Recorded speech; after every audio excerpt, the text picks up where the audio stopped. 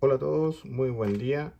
Voy a continuar, dado algunos mensajes y algunos comentarios que me han hecho, voy a continuar con una segunda parte de lesiones músculoesqueléticas, ahora más bien orientado a lo que son músculos, como complemento al primer video que hice sobre lesiones osteoarticulares. Bien, igual que en el video anterior, tengo que aclarar que lo que voy a contar acá es algo muy resumido. Bien, hay clasificaciones mucho más complejas, pero para tener un paneo o una idea general, creo que los elementos que voy a presentar acá son de utilidad.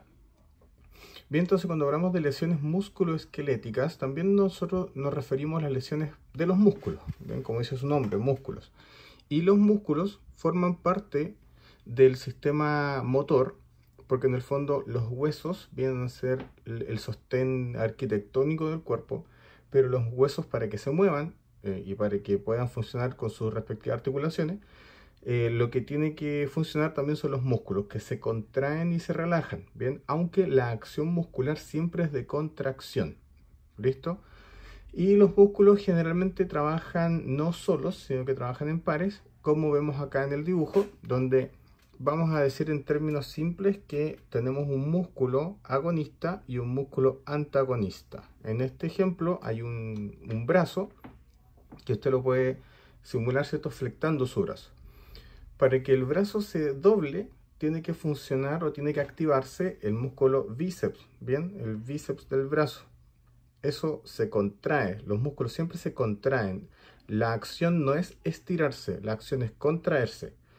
Entonces cuando se contrae el bíceps, usted puede doblar su brazo, pero para que se contraiga y el brazo se doble, el tríceps tiene que relajarse. Entonces siempre que un músculo se contrae, su antagonista se relaja. Eso es una de las leyes inervacionales. El tema es que por distintos eventos traumáticos, por malas posturas, por actividad laboral, por lo que sea, los músculos se ven lesionados y ahí nos encontramos con algunos cuadros clínicos como los que están acá. ¿Bien? Calambres, contracturas, contusiones, distensiones, desgarros, tendinitis y tendinosis. A ver, veamos este ejemplo. Aquí estoy dibujando un músculo agonista y un antagonista. Puede suponer, por ejemplo, el gastrocnemio o el músculo de la pantorrilla. Cuando usted mueve su pie, por ejemplo, si hace el ejercicio ahora de el pie, subir y bajar el pie, no la pierna, sino que el pie, o sea, doblar el tobillo, usted en el fondo lo que está haciendo cuando baja el pie, contrae la pantorrilla, contrae el gastrocnemio. Por tanto, relaja el músculo de la tibia por delante. Y cuando levanta el pie, contrae el de la tibia y relaja el gastrocnemio. Entonces este sería el gastrocnemio y este que está acá sería el tibial. Cuando hay un calambre, lo que ocurre es que hay una contractura o una contracción aguda involuntaria del músculo. Entonces el músculo se contrae abruptamente. Y como se contrae, genera dolor. ¿Bien? Y ese es el calambre que nos despierta en la noche a veces, o que ocurre después de jugar un partido de fútbol o hacer deporte, si es que uno no hace un buen calentamiento previo. Entonces, el calambre se da por una contracción aguda del músculo. Si esta contracción se hace constante en el tiempo, o yo tomo una mala postura, bien, porque habitualmente, no sé, me pasa que me da un calambre siempre en la pantorrilla derecha, entonces yo acomodo mi pierna para que no me dé un calambre, garantizando que esté siempre contraído el músculo. Con el paso del tiempo el músculo se empieza a endurecer, porque está adaptado a estar contraído. Entonces cuando yo todo el tiempo tengo el músculo contraído, se produce una contractura. ¿Ya? La contractura significa que este músculo ya no va a estar contraído solamente con la acción deseada, ni va a ser por un calambre, sino que va a estar todo el tiempo contraído. Entonces, como el gastrocnemio va a estar siempre contraído, el tibial va a estar relajado, obligadamente, porque eso lo dice la ley de inervación motora.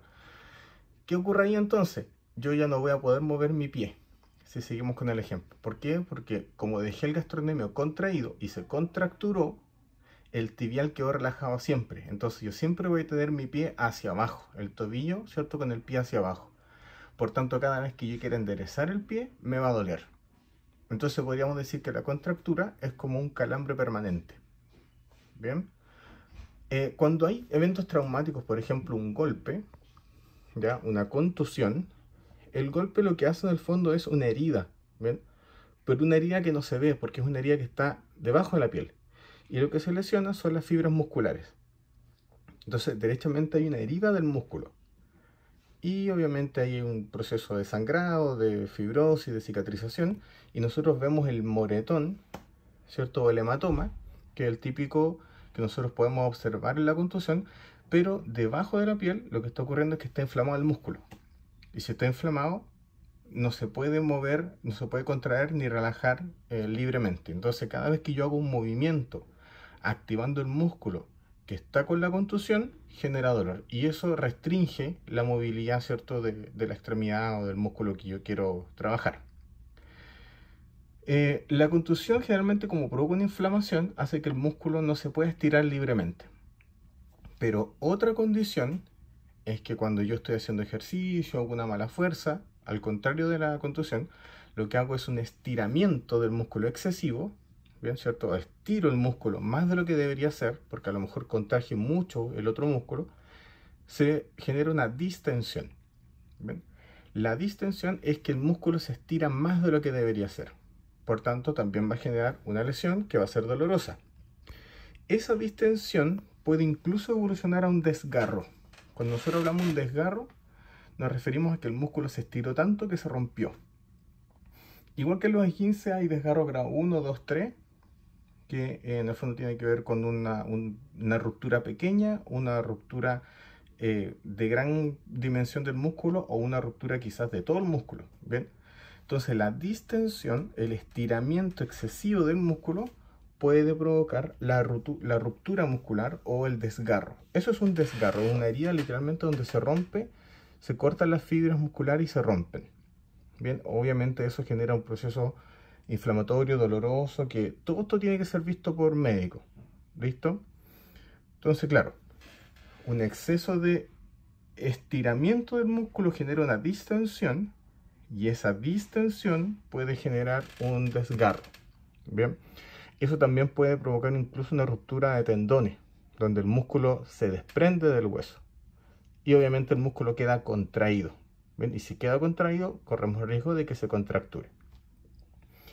Los músculos están unidos a los huesos por tendones. ¿Bien? Esa es la parte más angostita del músculo, los tendones.